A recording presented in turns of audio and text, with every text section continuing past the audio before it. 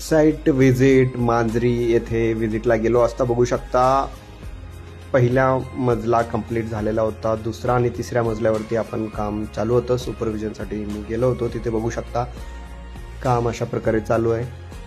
प्लास्टरिंगला आपण M sand वापरलेली आहे, बघू शकता पट्टीने लेवल करून आपण सनला गिलावा हे केलेला आहे।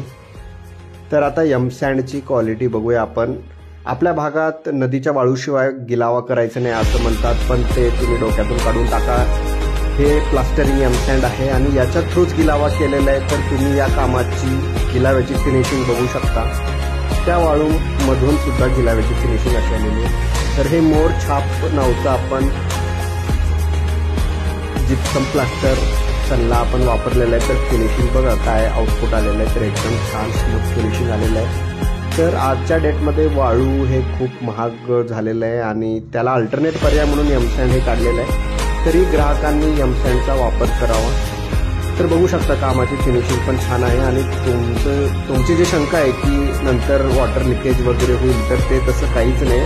नवीन नवीन टाईपचे मटेरियल आलेले आहे, तर ते आपण वापरू शकतो। धन्यवाद। अशाच नवनवीन व्हिडिओसाठी फॉलो करा वास्तुशिल्प डेव्हलपर्स उमरगाव। ज्यांचं कुणाचं बांधकाम चालू आहे त्यांना ही रील शेअर करू शकता, जेणेकरून त्यांनाही एम सँड प्लास्टरबद्दल माहिती होईल। धन्यवाद।